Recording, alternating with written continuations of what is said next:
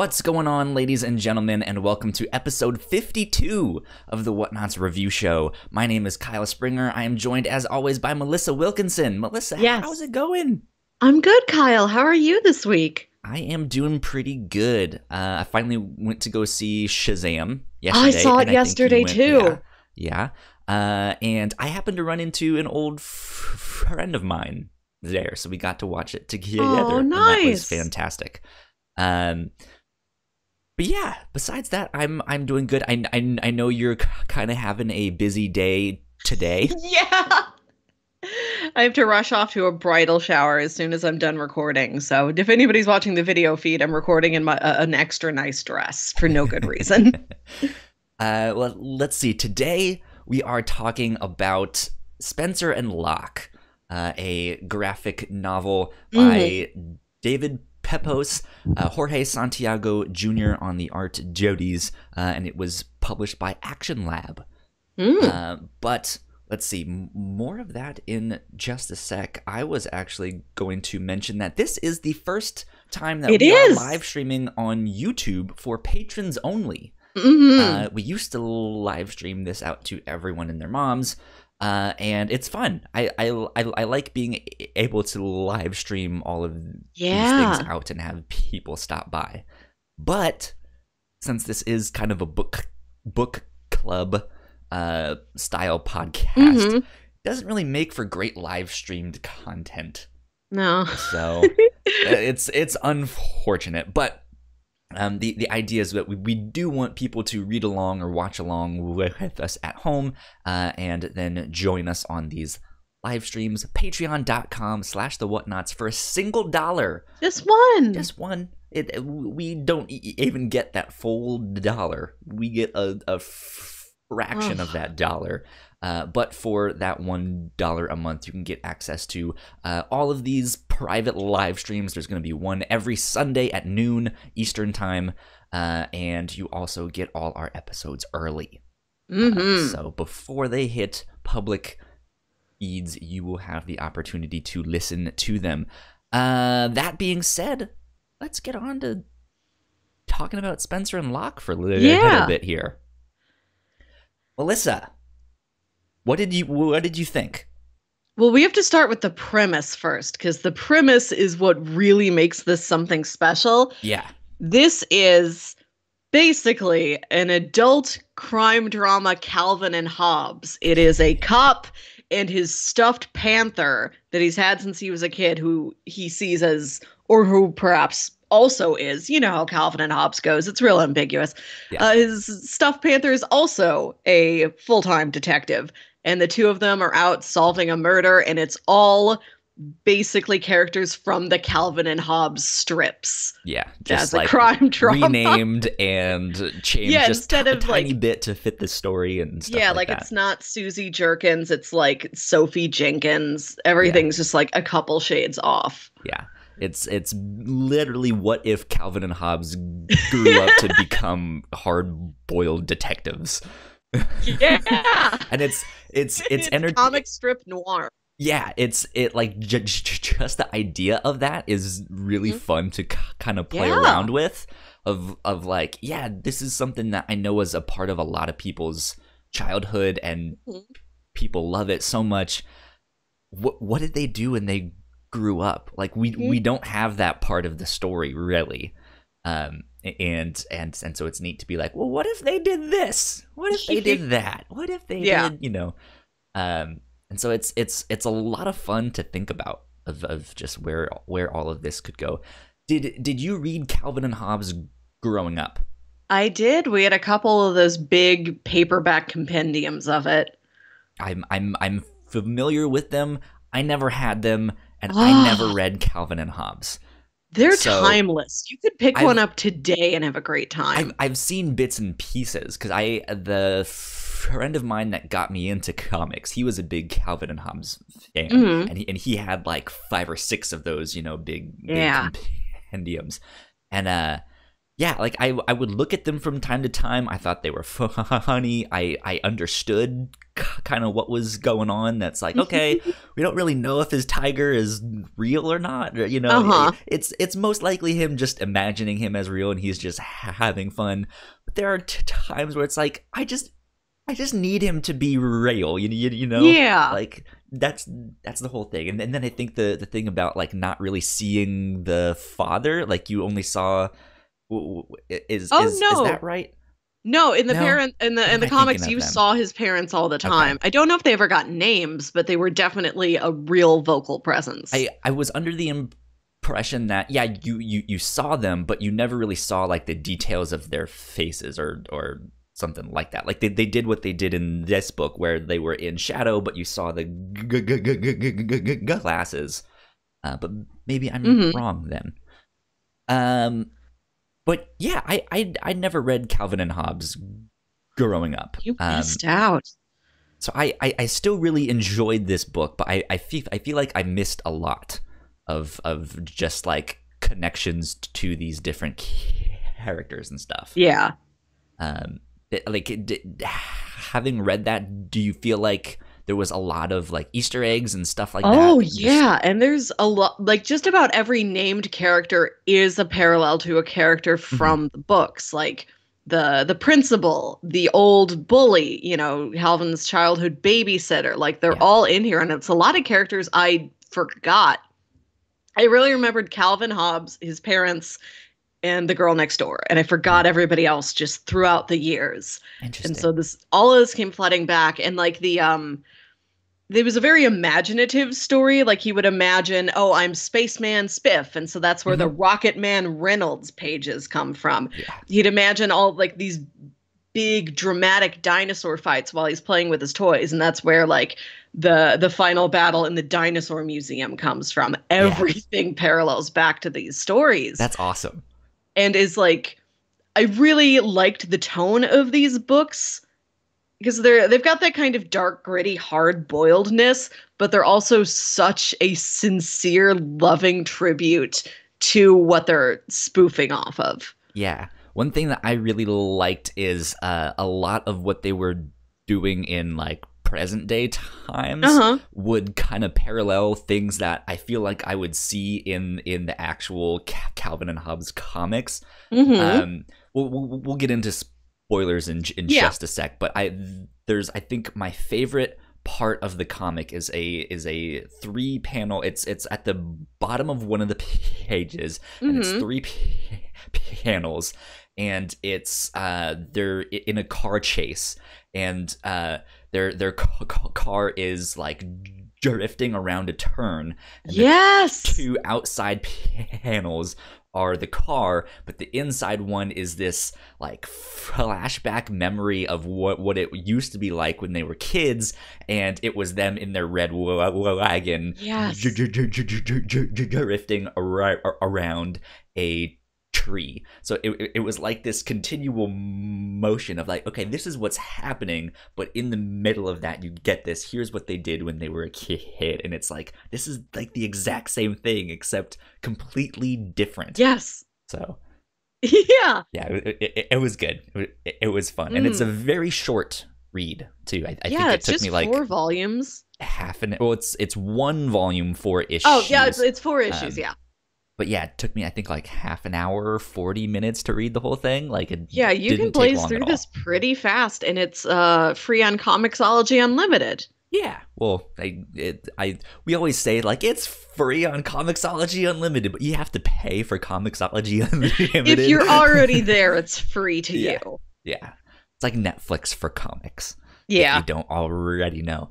Um, but yeah, let's dive into spoilers a bit here and some housekeeping as well. Let's do Yeah. housekeeping first. I already mentioned that we are live streaming this on YouTube. Hmm. Privately for our Patreon supporters, patreon.com/the Whatnauts. For a single buck will get you access. Let's see, what did we cover last week on the review show? We did Pen Pen 15. 15. Yep. That's right. Pen 15 was a Hulu, or is, not was, you can It still still get it. exists. Yeah, It's it still new. It's exists. just like a couple months old. It is a Hulu original comedy series. Lots of nostalgia, lots of like year 2000 AIM, Instant Messenger, NSYNC, boy band madness.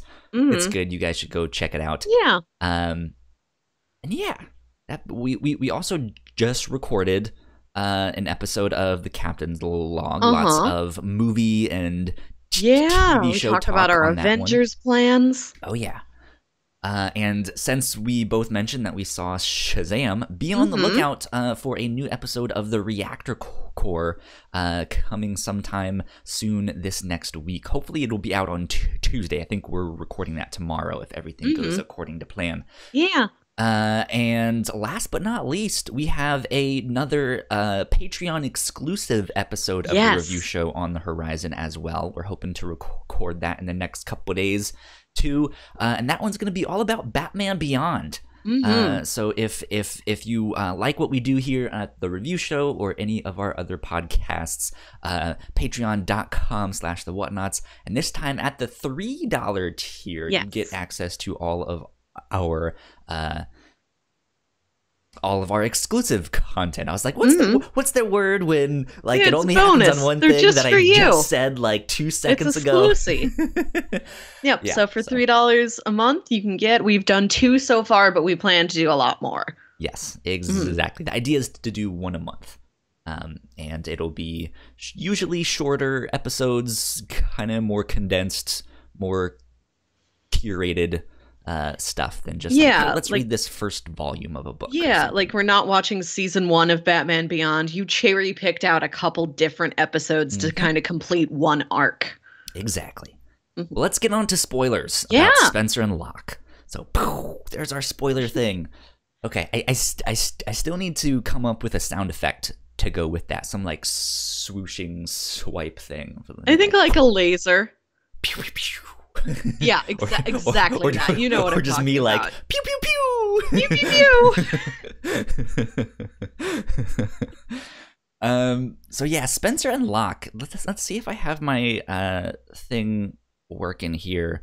What one do I need to hit? Surfing. There we go. Is it working? There. So I have Comixology Unlimited pulled up, and I'm on the cover of the thing so people can see that, and maybe every now and again we can go to a certain page and show them what we're talking about. But yeah, I really enjoyed this book. Yeah. I thought it's a fantastic, just very different take on something that I think a lot of people love, and it's short enough and it's bite-sized enough to be like, well, that was fun, but it's not like this long, labored out read. You don't have to read 10 volumes of a, It's not Bart Kira, but it's also more than like 1 page. Have you seen that comic strip that it's like a page from Watchmen, but it's Doug, and it's like this dark, Rorschach-y Doug, and he's like, I'm not trapped in Honkerburger with you. You're trapped in Honkerburger with me. That sounds amazing. And it's just this I've never heard of that. 1-page joke comic. And this starts from like a similar place as that, but that's just like 1 page. It's a gag. This is 4 issues. It's a complete story. Yeah. And it's more than just the joke. It's not just, we took those characters you loved when you were a kid and we made them all, gritty and adult. It feels very sincere, and that's a tricky thing to do, to not go too far into just like, it's edgy now. Yeah. There's something... And not only sincere to Calvin and Hobbes, but just to crime stories in general. Yeah, just as on its own, And like, it's not like we threw a bunch of dark things in here just to be dark. Like, they all have a different effect on Locke. Locke is the more obviously... philosophical name is the Kid in this one. So Locke is the Kid and Spencer is the Panther.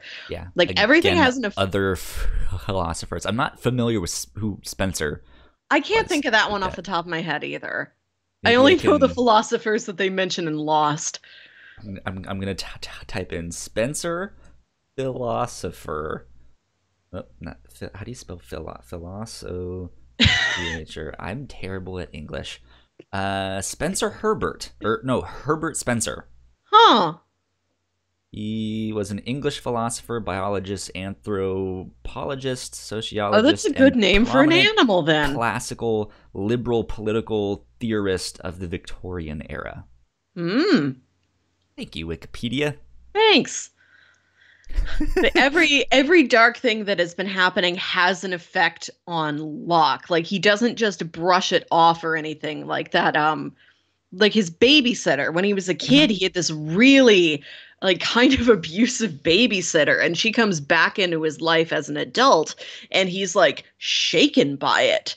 Like it's a real emotional reaction to a very dark thing, Yeah. which So keeps it's it from getting that like gritty, edgy kind of feel to so it. I want to back up just a little bit here. Hmm. We have nonstop mentioned all of the comparisons to Calvin and Yeah. Hobbes, and I said it's like what if they grew up and became these hard boiled detectives, and it's a little bit different than that because Yeah. I don't feel like, or at least I don't remember from what I have read, the small amount. I don't feel like Calvin and Hobbes had that rough of a life. Oh, So they oh went yeah, back that's another and big distinction. yeah, they went back and changed some things to help kind of facilitate the story stuff of like yeah, he like so the whole thing with the babysitter Yeah. and why once he sees her again when he's older, there's kind of this sexual aspect going on there where Yes. he kind of walked in on her having sex with some guy when she was supposed to be babysitting him, Mm, and she's I guess so high or yeah. drunk or something that she like exposes herself to him and being like, Mm. oh, you actually don't know what this is, let me show you. Ugh, ugh. And yeah, so there's things like that mixed in Yeah. with the The story. the original Calvin and Hobbes life, it's pretty good. Like the worst stuff that happens to him is like maybe his babysitter just doesn't let him stay up and watch a movie. Maybe he flunks a test. Maybe his parents make him eat broccoli. That's it. Terrible. What a Yeah. terrible life. But for Locke, his life is so much rougher. Like his dad disappears, his mom is drunk and abusive. He's got this He terrible accidentally babysitter. killed School his was bad. mom. Yeah, yeah, like she's coming at him and he like pulls out his dad's old gun and kills her, Yeah. which is part of why he became a cop to sort of atone for it and protect other kids. Yeah. So it's when we say this is dark and gritty, Yeah. there actually is some very dark stuff. It's not just, oh, they're detectives now, Yes. cool detectives. Mm. No, there is some very very bad stuff that has happened in Locke's life. Hmm. So, I kind of wanted to talk about the art Me as too. one of Yeah. the main things. So the art's really cool. I like it a lot. I like that there's colors. Yes. Which just that sentence by itself be like, I like I like there's that there's colors. Um, it like Calvin and Hobbes was never like I remember it in black and white. I know there are editions in color, right? Or certain ones. Okay. The everyday Monday through Friday comic strips, like the little 3 or 4 panel comic strips, those were Mhm. done in black and white. Okay. The big Sunday strips, those were in color. And Gotcha. there might have been like versions published later on in like compendium books that did have the Monday through Friday strips colored as well. That makes sense. So the modern day stuff is an art style all on its own. Yeah. That's Jorge Santiago Jr. on the artwork, and I think he does a fantastic job bringing these characters to life, making them look like what you would expect as their Calvin and Hobbes like analogs, Hmm. but still like not using that style, if that makes sense. Yeah, they for every flashback to when Locke is a kid, that is done in a very good close Calvin and Hobbes style. Yeah, But for everything when that's the he's only like, hey, yeah, here's the Calvin and Hobbes art style. and like when they would go into the fantasy sequences, like Mhm. the Rocket Man Reynolds and the stuff with the dinosaurs fighting, that's also exactly like the comic strips because he would change his art style based on what Calvin was imagining. And Okay, there's even a panel interesting. where the girl next door, Susie in that, and it's Sophie in this, she's imagining that like the two of them are playing house and she's pretending they're married. It's like Hmm. one of her fantasies.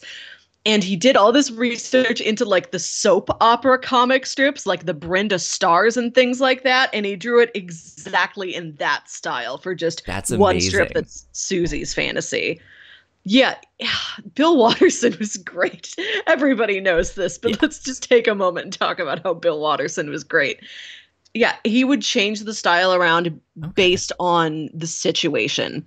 And so the that's fantasy cool. styles and the flashback styles in this match that, but the crime drama that's going on, that's its own style and it's gorgeous. Yeah, and I think the colors really help out a lot with that as well. Let me. I forget who's on the colors here. Does it say the full name and not just the name at the top? Colors by Jason Smith.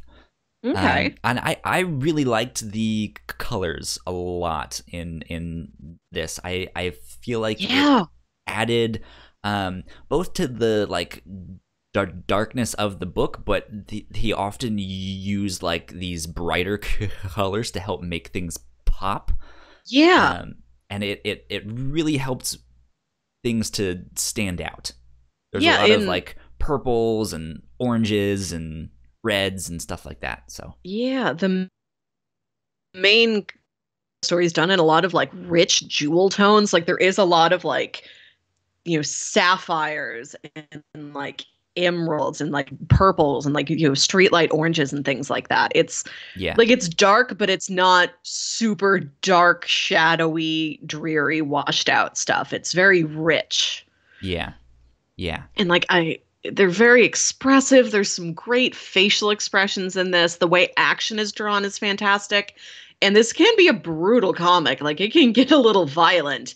And the yeah, blood spatter effects every time looked really nice. yeah. That's a It's quality comic book blood splatter right there. it's a fascinating book. Mm. Um, it reminds me of I'm blanking on his name. Oh, it's Francesco Francavilla. He when he colors a lot of his uh work in comics, he uses a lot of like purples and Mm. oranges. Okay.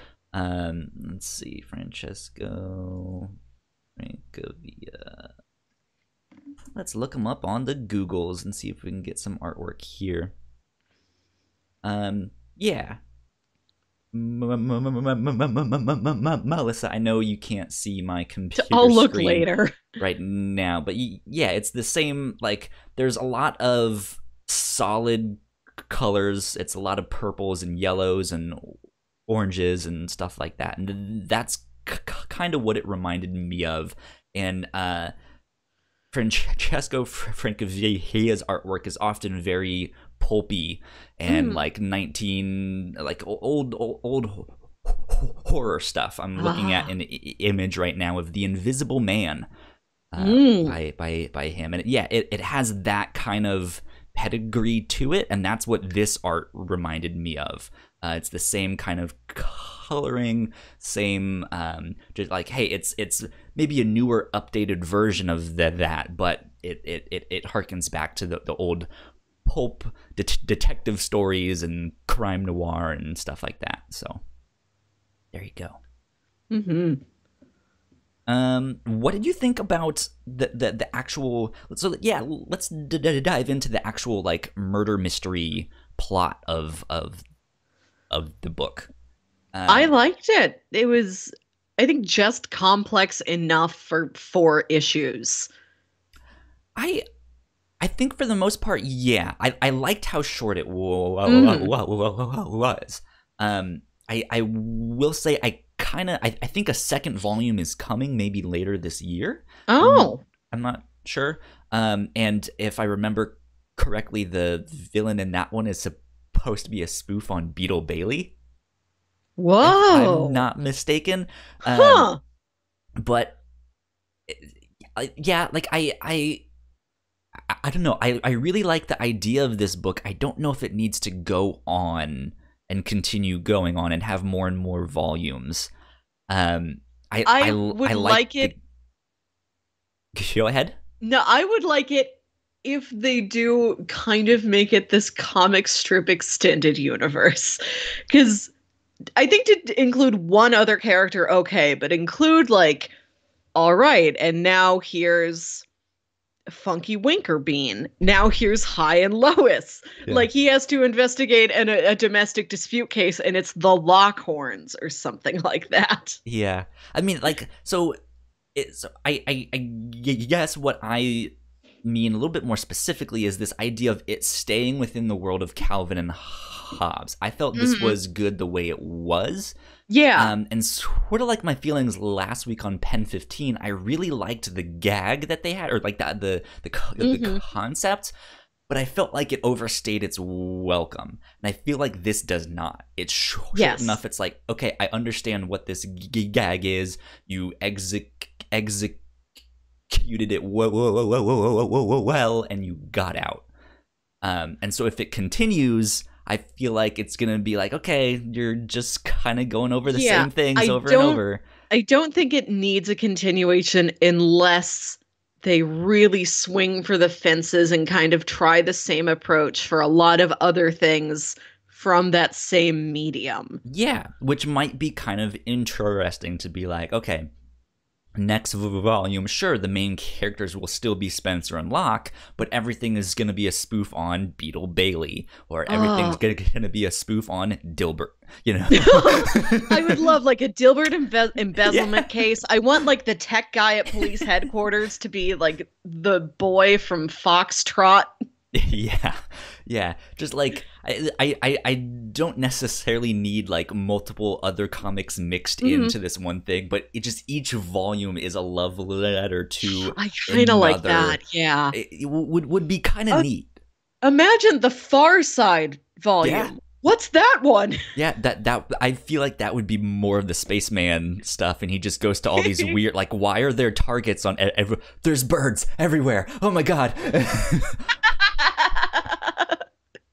I Spaceman keep pushing Reynolds. this door and it doesn't open. Yeah. Yes, stuff like that would be really, really fun Mhm.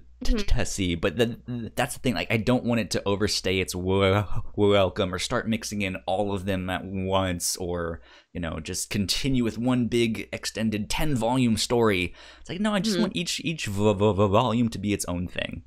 Yeah, You can I'd pick like up that. any of the volumes out of order. Something like that would be neat.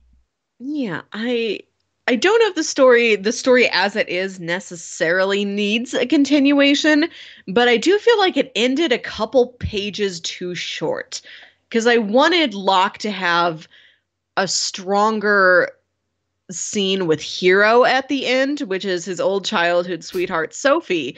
This is her daughter and very strongly implied to be his daughter. And he doesn't know it, but I because don't when they find her, Yeah. they say, "Oh, she has a kid." Like they didn't know. Mhm. So, yeah, I think who maybe knows? he But doesn't know, but like other people think that he knows and he doesn't.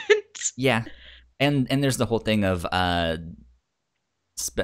yeah, Locke's father basically Mhm. being like, "Hey, Hero, I'm your granddad." Yeah. So it's like, well, okay, we kind of know what that means. Yeah, yeah. But I wanted there to be a stronger scene between the two of them, or some sort of a reunite, a reunion after he rescues her, or like a goodbye scene after he's taking her back to grandma's. And now Mhm. that mom's dead, she lives with grandma now. And he's like, well, it was really good meeting you. You're very special. I'll try and visit. Like, I wanted some sort of a closing scene between the two of them that I didn't quite get. But I do love like the final page of the comic. Like the actual final scene is perfect. I just would have wanted one other scene inserted before it. Because the final scene is he figures out who the murderer is. It's like the old school principal. And he Mhm. goes and he confronts her and he has the police take her away and she's like yelling at him from the back of the cop car and he says, huh, see you in the funny pages. which is so like that is the old crime noir hard boiled detective line Yeah. with the irony of yes, Yeah, yes, see I'm you in the funny showing the pages. page right It's a right now at the end. it's the perfect ending line. So I don't want anything after that. I just would have wanted another like more emotional closure scene right before that. Yeah, that makes sense. I kind of feel like um we didn't get that, or we might not get that, only Hmm. because I feel like I feel like Locke, as you mentioned, is trying to atone Yeah. for killing his mother, and so I think he sees Hero in more of like as himself, of like, hey, here's someone that I can Yeah. prevent from turning out like me, which is Mm. then why we get the moment between Hero and Spencer rather Yeah. than Hero and Locke. Yeah. Yeah, that scene between the two of them is fantastic. Yeah, and just for people out there to know what scene I'm referring to is when at the end of the book, when they're in the dinosaur museum, and they hide in a closet, and it looks like one of the bad guys is about to get them. I think it's Mm, the father, maybe. or I guess Hero's granddad or something. I don't remember. But they're about to open the closet door that they're hiding in, and it in like, we hear a gunshot, and we see from one perspective, or the initial perspective, that it was Spencer that Hmm. shot this guy, and was like, I mentioned that I was, or not mentioned, but I promised. Yeah. A mention, a promise, you know, potatoes. But he was like, I promised that I would keep you safe. Mhm. And then we get another panel, and it's a different perspective, and it's Hero holding the stuffed animal with the gun in her hand, and so it's like, oh, she was the one that, Yeah, wow, it's still okay, yeah. really ambiguous though. No, because the panel right above that, it's Spencer kind of hugging Hero, and their hands are like half out of frame. Uh-huh. And I looked at it real closely, and it's also conceivably he was physical. He was physically, corporeally there, and he had the gun, Mm-hmm. and he was sort of morphing back into his stuffed animal form. And as he does that, he hands the gun back to her. Okay, yeah, I Like if mean, you look at it again, it's like really perfectly framed so that their hands are like just out of view, and it looks like that could be what's going on, but it's not obvious, which is the whole thing in Calvin and Hobbes. Like it really looks like it's a stuffed animal that he's fantasizing about, but do we mm-hmm. know for sure? Is that real? And this comic does that exactly. And I think that one panel is such a great execution of that concept. Yeah, I'm looking at the pages right now. So we see, we had, there's a big red like image with Spencer with the gun, and then Hmm. yeah, it looks like he was like, I will always protect you, and yeah, he must. I mean, he must hand her back the gun, but when that last panel, she's sitting down on the ground hugging him, and she has the smoking gun. It's still Yeah. smoking, so Mhm. I don't know what that means exactly, but who knows? I it's that middle panel. It's that middle panel that either makes it or breaks it, and it doesn't do either, Well, which is the whole point of the story. he's on her right side, Okay. and he has his like paw like on her chest. But yeah, I mean, that could be him handing the gun back. I don't know. It's Oh, that's strange. how I read it. Is this like a kind of end of Inception Hmm. moment where it could You stand don't for really know either what thing? happened. Yeah, Yeah, yeah. yeah, Plus, like, exactly. Locke has Spencer drive the car when they're in a car chase. And I think that car is a little bit too much control to just be let wild while Locke is like hanging out the window shooting people. Yeah. Like it seems like there's probably not a good driver, but there's some hand on the wheel. Yeah. I mean, it's one of those things. It's like, yeah, we see him be this stuffed animal, so we get the idea maybe he's not real, but there are things like that. It's like, okay, you're the one driving the car. What is really going on here? Yeah. Which I like that a lot. That it's you're not really sure what's what there. But we kind of got sidetracked a little bit on the actual plot of the whole thing. So I felt like if this was going to be any longer, I felt like it maybe could have used just one more issue. There were a couple things that I thought moved really, really fast, and it was just like, okay, I don't necessarily understand why or what's happening exactly, but I'm picking it up, like a page or two late, being like, oh, okay, so that's what happened, So just like a couple more pages at least to kind of explain things a little better, rather than maybe it was the case of like, hey, we'll give you 4 issues, and that's all that's all the space you have. Which is fine, but yeah, like it wasn't clear to me that he was going back to his hometown, to where this case took. Was he in like a big city to begin with and then went home? I think so. I mean, there's that scene where he finds the body in the alley, and it looks like he's in more of a city, but we don't really get many like city shots in this book that I remember, but or just like what the landscape is, right? If they're in a city or in a town or something like that. But it seemed like he hadn't been like back in that neck of the woods for a while, and like to have him come home to this case and have him take on this case, or at least this section of town. Yeah, right? That's what it felt like to me. Like he hadn't been to where my old school was. Yeah, where I grew up. Yeah. But so he comes back, and like I didn't I understood it, but didn't pick up on that right away, until like later on in the book, and I felt like that maybe should have been something made clear earlier on in the book. Maybe it was, and I just missed it. But that was a small thing. And then I guess the connection between him and the victim, the dead girl, I forget her name. It's Sophie.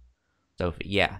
Because like there's a couple times where he mentions like, that's my girl, but then like it like they didn't seem to really have a relationship. Like we mentioned, it's implied that Hero is his daughter, but he doesn't know. So obviously they don't, like, they're not close anymore. Like, again, they he's don't not been to that section of town. They don't really seem like exes or anything. This to reference back to some other things you and I have discussed recently on the podcast, it might be like a happy scenario where he was with her and they split before he found out she was pregnant. So that's why other people are like, that's your daughter. And he's like, well, I don't have a daughter. But it also seems like it might be kind of a Pushing Daisies scenario where maybe after, his dad ran off and his mom died, he was moved away and they were childhood sweethearts and then didn't see each other again, but maybe had like, they had like one night together later on in their 20s or something like that, and he just doesn't, who knows why he doesn't really remember it. Who knows? But yeah, I mean, there's stuff like that I didn't get, or I didn't understand, and so that's kind of why I was wondering if, like, hey, is like some of this stuff implied because of like the references to Calvin and Hobbes and stuff, like should I just assume some things? I was a little bit lost The there. relationship that Calvin and Susie, is her name in the comics, the relationship they have is that she is like they they're frenemies, really. Like neither one really has a crush on the other one. Like Yeah. she kind of makes him play house with her and like pretend to be her like husband while they're like taking care of stuffed animals and having tea parties and things like that. There was that one little panel where I think he throws a snowball at her and Yeah, is which is very and true to Calvin in the yeah, comics. and then she's mad and upset and is like, "Oh, I know how to deal with you." And then she goes and kisses him, and he's just like, "What is that?" Yeah, that is kind of like the relationship they have in the comics from what I remember. Yeah, Is that she likes him but is also kind of fed up with him. love is complicated. Yeah, I don't know. I feel like that's the standard. I mean, think about a Peanuts. Like that's the standard Yeah, comic strip little girl thing is I like you, but I will also hit you in the face. yeah. um, but yeah, I think besides that, I think also, like it was short enough where I followed most of the stuff, but I feel like there wasn't any room for me to actually figure out what was happening on my own, which is a little disappointing. Like Yeah. that's partly why I like detective fiction and murder mysteries and stuff, because there's that chance of like, oh, maybe I can put the clues together. And I think the big clue was when they go to the strip club and he's looking in the like office and finds all these things signed A L. Yeah. And at that moment, like I don't know, Yeah. I figured that I think they maybe had shown his father at some point before then, but it was like one or two panels. It was really And you short. don't I just like I yeah, like you don't know his name, and it's also not clear that Locke is Locke's last name, if yes, that's the case. yeah, which they call him Mr. Locke, but yeah, that's again we don't really know if that's his Yeah. last name. But then what was really strange is when he's fighting in the museum, I Uh-huh. think there's a time where his dad calls him Locke. Yeah. Like that's really weird to me. Yeah. What is this like a Mario situation? But I tried to picture my dad being like, "All right, listen here, Springer," like, and I'm just like, "No, that's That's not what you wrong. do. It's wrong. Yeah, that's not how it goes." Mhm. I see that from certain people in like high school or college, like in sports or something, Yeah. you Yeah. know. And like that's kind of what it is. It's this very like other, like someone outside of my family, Yeah. outside of like, and like, all right, Springer, get in line, blah blah blah, some like military thing. But then Mm. even then, like I don't feel like Locke was a military kid or his No, I dad don't know. was either. I Yeah, don't that's like kind of like that is a little lapse in continuity, I think, that it's not just like why not call him a we're first given name? those initials and we are not able to we don't have the tools there to figure out who it is. Yeah.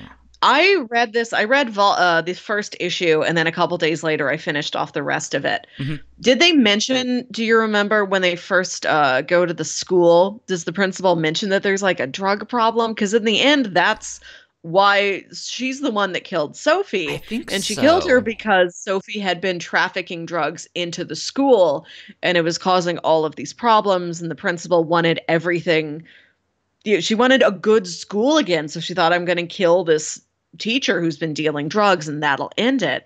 Like, was there a drug problem in the school? Like, it didn't look like a great school, but it didn't seem like it was in that dire straits. But maybe I just don't remember because it was a couple days since I read that. See, I'm looking for the page right now. I think they get to the school. and they see her with her cheap stomach pills. Yeah. I think they called them dollar store stomach pills. Let's see. This is not my school, and I'm offended that you would even ask that. Oh no. Locke mentions we've heard about weapons, drugs Okay. confiscated from the students. So he mentions that, like, hey, Okay. at like the police have gotten reports of this in the past. So I would say that's a fairly known problem then for the school. Okay. And then she has a like reaction to that, an angry reaction. Yeah, I mean there is still a lot of detective fiction out there that like is the kind that it's like, hey, you're not going to be able to figure this out. Detective Conan, case closed. I love that show, but you can never figure out Eddie. It's like, how would you ever figure that stuff out? Which, so I mean, I don't think it's a bad thing that we're like, oh, okay, that signified his father's initials and stuff like that. I don't mind that. It's just, I guess for me, it's that push and pull of like, okay, I get the concept of the like Calvin and Hobbes comparison, but I also just really like your detective story, and I want like a more like fleshed out case, if that makes sense. Like I want more details with that, and I didn't necessarily get that, but I also like how short it was because of its idea, and I not mean like not wanting it to go on longer than it needs to. So yeah, who knows? There you go. Let me see. So let's talk about the Rocket Man Reynolds stuff. Yeah, that was nice. Yeah, that was interesting. What did you think when that first happened to like show up? Oh, well, I knew what it was from. I remembered like that was like I said, my memories of the specifics of the comics have kind of dwindled. Like I forgot about the bully character and the principal and the babysitter and other assorted minor characters like that. Spaceman Spiff I remembered. Yeah. So I'm glad they were able to put in Rocket Man Reynolds and the dinosaurs and the transmogrification box. See, I wouldn't get that reference. Yeah, that's from the comics. Okay. The only thing from the comics I wanted more of was the snowman, but I understand, like, how are you going to fit those in? That one I recognized. I was like, I know that's from the comics. But, the Rocket Man Reynolds thing, I think, was really interesting for me, and I think it's also one of the reasons why I don't feel like this story overstayed its welcome. Yeah, because most of the third issue was in this Rocket Man Reynolds. He was injected with this concoction of narcotics and a whole bunch of stuff, and so he's like hallucinating and imagining that he is this like spaceman thing, and everyone is an alien and stuff like that. But it's a good change of pace, and I'm wondering if that third issue was just more of the detective stuff, if I would have been like, okay, it was a little bit too long in the tooth, but because they give you enough breaks from it. Changed it up. It was like, oh, okay, here's something new. Yeah, I think there was a really smart use of that. Exactly. So, because I loved it. It changed the like it went from the more like darker it's still like bright purples and stuff like that, but this is more like neons and pinks and greens and stuff like that, rather than the like dark purples and oranges and stuff like that. So it's a really cool. I think that was my favorite issue. Yeah, that was a cool one. I liked how they included all of these fantasy elements from the original comic strip and included them in really smart ways and gave them enough weight. It's not like a throwaway line he has where he's like, duh, I remember trying to escape from my life as a kid. I'd pretend I was a spaceman or I was in a dinosaur world. Like, it's beyond But that. this They is the could have, real world now, Spencer. yeah, they could have done that and left it there. Like, no, what can we really do with Spaceman Spiff in this, hard-boiled detective story? And I like the him thinking about the dinosaurs throughout the last issue and if the dinosaurs saw their death coming or not, because he's Yeah. really feeling like this is the end of the line for me. I don't think I'm going to get out of this case alive. In his monologue about, like, maybe it wasn't the meteor that killed the dinosaurs. Maybe they knew it was coming and were already essentially dead inside by the time the meteor hit them. Yeah, he's just kind of reflecting on himself of like, Yeah. maybe I'm already dead inside, like I'm such a bad person and bad things are continuing to happen despite me trying to atone, that I should just give up, Mm-hmm. um which is an interesting comparison for him to make. Yeah, and that's Calvin and Hobbes is you can tell from their names, it's a very philosophical Right. comic book. Yeah. There's so many panels that's just them riding their wagon through the woods and like talking about life, like Yeah. capital L life. And I like that they put a little bit of that in towards the end in this comic book. Well, yeah, I mean the whole thing with detective fiction is there's often this inner monologue of like, Yeah. so there I was thinking that she had a blah blah blah blah blah, and yeah, there often is this kind of philosophical debate going on within the character's head, and so that is absolutely in this book.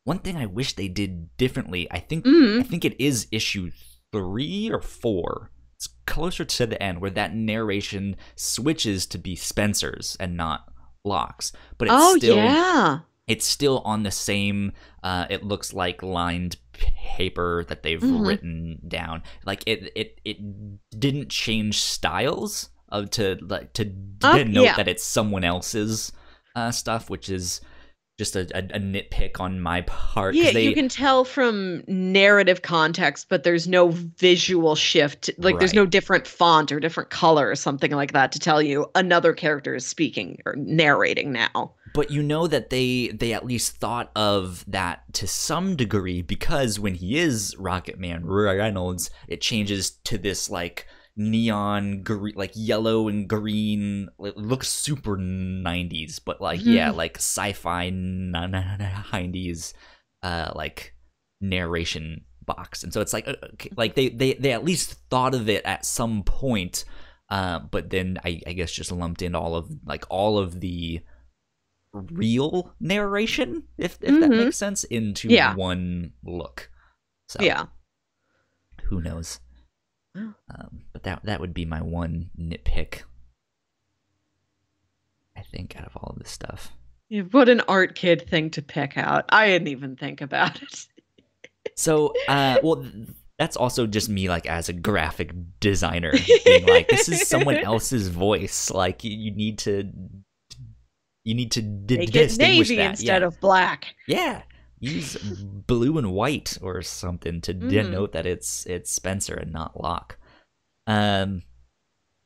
So I was looking this up on Wikipedia before we started doing the episode, and of course there's all these comparisons to Calvin and Hobbes, but Wikipedia also mentions Sin City, Daredevil, the Man Without Fear, and The Dark Knight Returns.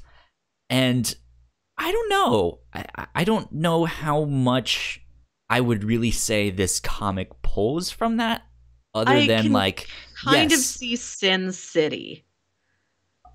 To me, other than like, yes, those other comics are also like dark, gritty crime stories, you know. I guess, yeah, the only other one I can think of would be Sin City, because often when there is a big, like, violent moment, it goes into these panels that are red, white, and black. There's one right here. I'm looking at a page. It's in the Spaceman, they're the Rocket Man Reynolds one, and he is choking a guy with a chain, and you hear like it. The next panel is him snapping the guy's neck, and he's in like all white with some black details, and then the background is like red. And it says crap in the background. So yeah, it's neat stuff that they do, but that happens often enough, but not often enough that I feel like it was really pulling from Sin City. I can understand how it would be inspired by that, but I don't know. Like, did you see anything else besides Calvin and Hobbes that you're like, this really reminds me of? I didn't pick out any one specific, like, oh, this is the crime drama they're mostly spoofing, because it just sort of felt like all the classic tropes. Like, nothing seemed very specific to me. I can see how that somebody would compare it to Sin City, because based on having seen most of that movie once at a sleepover when I was 15 and I slept through parts of it, I think it had a similar, like, traveling around, like, we're here, we're going to all these different locations, we're talking to a person here and there, which I guess most crime stories do. But also had that kind of seedy underbelly. I think there were strippers in that also. But how many stories also have strippers? This kind of rolls into my like recommendation for the end of the episode, but this really reminded me mostly of Happy. Yeah. And I don't know if that would have already been out when this was created. When was this first published? The first issue came out April 2017. So 2 years ago. Interesting. I don't, let's see, actually, let me look up when Happy came out. Happy comic book by Grant Morrison. Come on, Wikipedia, where are you at? I don't see it on Wikipedia. Somebody has to know. Let's try Goodreads, see if they have any publishing information. I don't see any publishing information. What? Come on, Dr. Google, don't fail me. Well, I think that the show came out in like the winter show... 2017, 2018, so that the comic's probably a few years older than that. The show is more recent, yeah.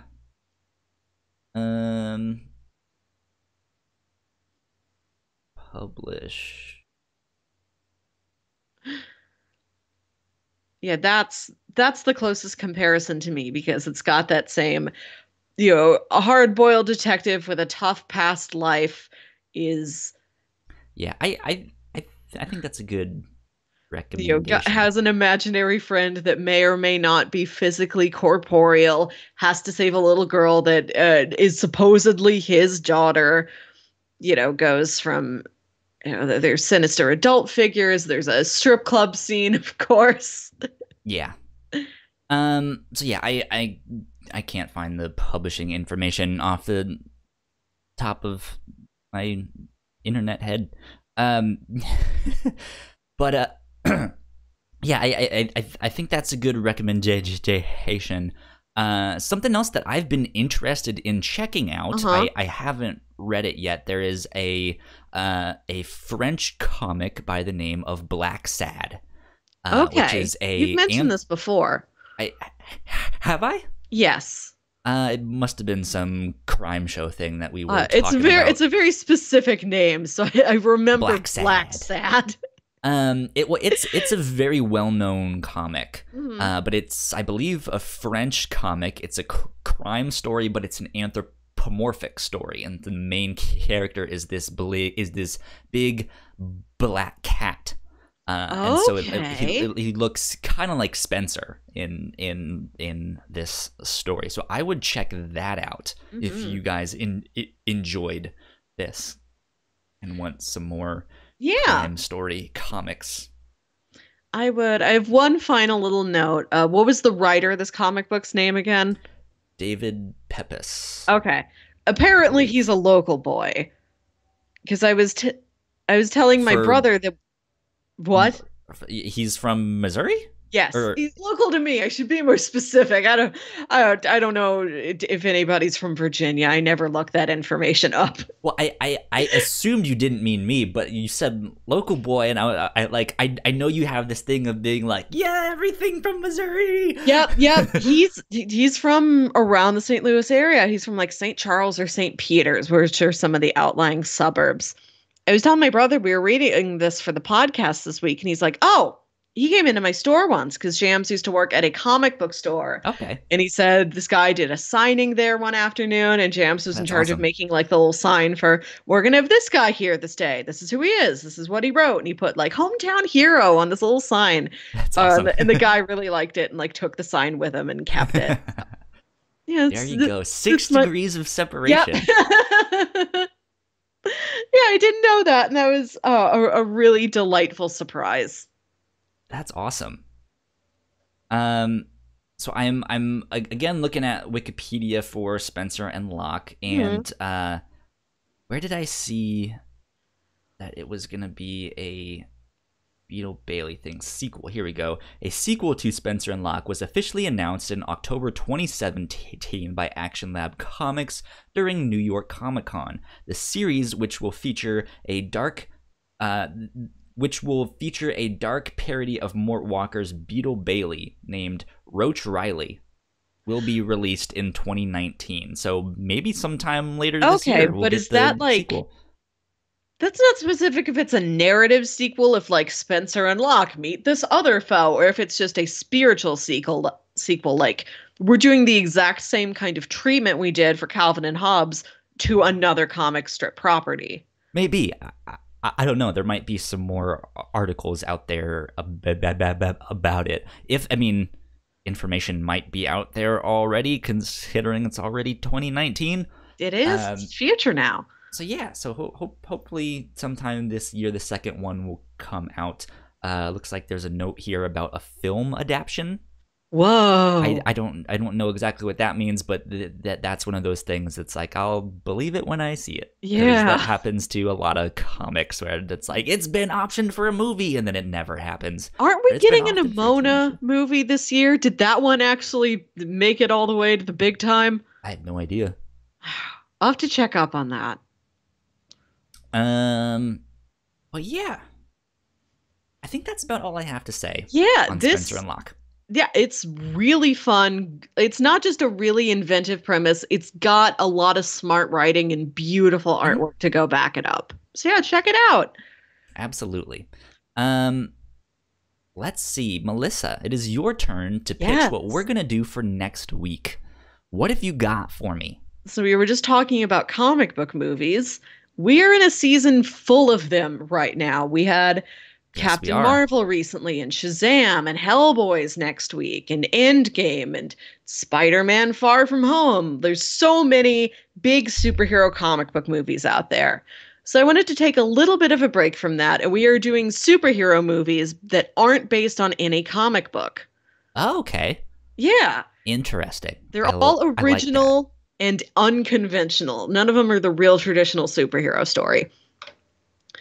Pitch number one is Unbreakable, the 2000 yes, the 2000 movie directed by M. Night Shyamalan, who you were recently disparaging based on his performance with Avatar: The Last Airbender, but this is one of his best films. This one is rock solid. It is. I haven't seen it since I was like a teen. It's been a long time, but I remember loving this. And it's Did you want to do only that one or the whole trilogy? he is spinning it out into a full trilogy now. Like there's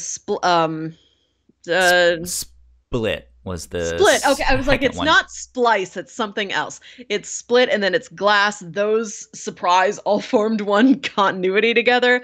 I wanted to do just Unbreakable. Okay, we'll stick And with that first one then.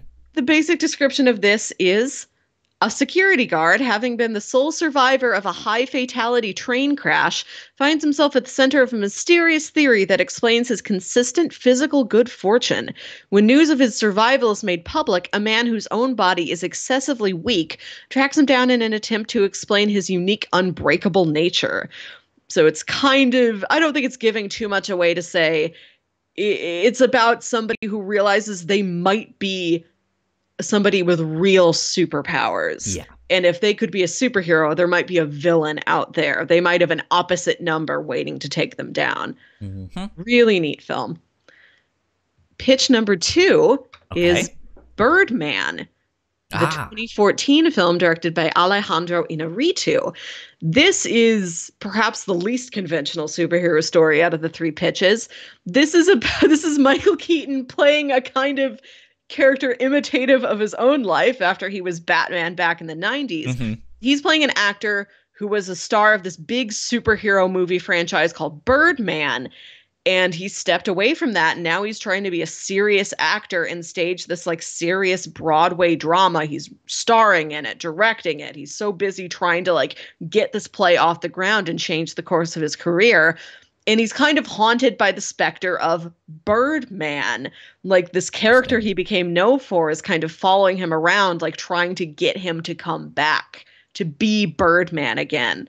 And this also has that kind of fuzzy, like, what are we really looking at here? Like, what's real? What's a hallucination? Mm-hmm. You know, is there some sort of real physical manifestation of Birdman or not? Okay. Mm-hmm. Interesting. Yeah.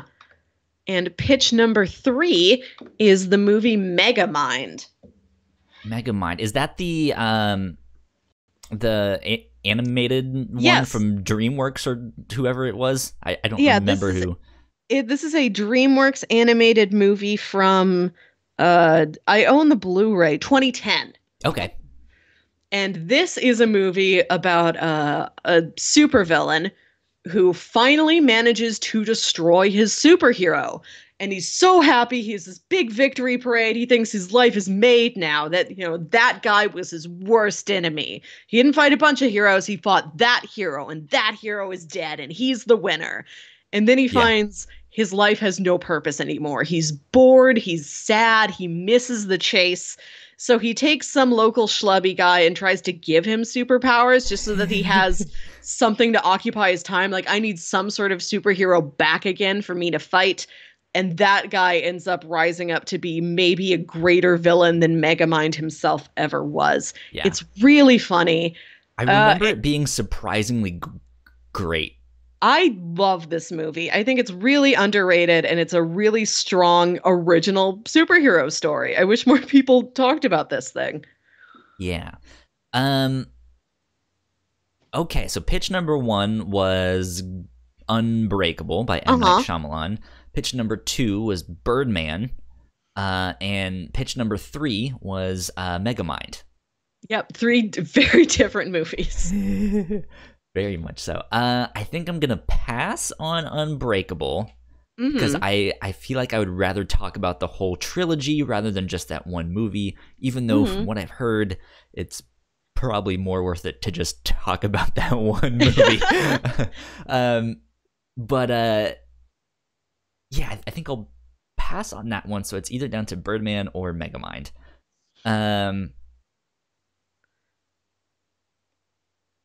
I really want to go with Birdman because I haven't seen it yet. Oh, we should do that one then. Yeah, Birdman's great. It's really interesting. Okay, I think we could have I've heard fantastic long, solid stuff, conversation about Birdman. Awesome. Yeah, Birdman, I think is what we will do for this next week. I'm surprised you hadn't seen that yet. I think when it originally came out, it didn't really make it on my radar as to like what it was or like why I should go see it.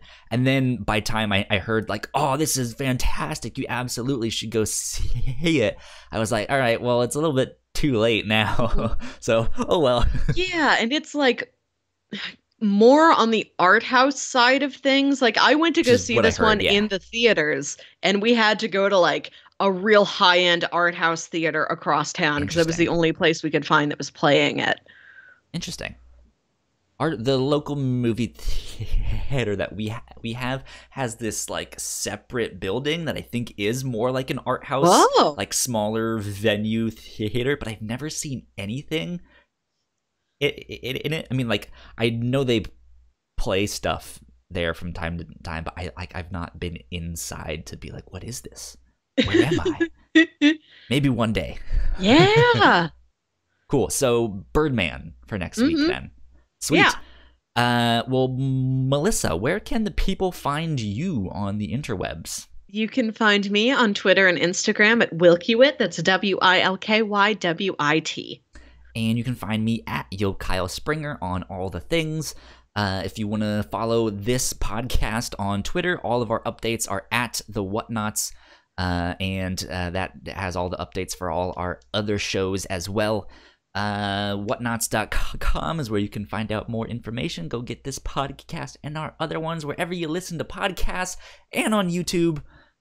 Patreon.com/the Whatnauts if you want to support us. Like, share, subscribe, sell your soul, give us all your money. That would be great. Next week, Birdman. Yeah. Episode 53 for that one. This has been episode 52. And we will see you guys next week. Adios. Bye. Thank you for watching that episode of the Whatnauts Review Show. Go subscribe to our channel if you want to see more of our podcast or some of our other shows.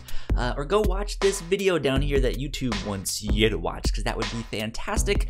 And we could absolutely use your help watching all of our different videos. Adios.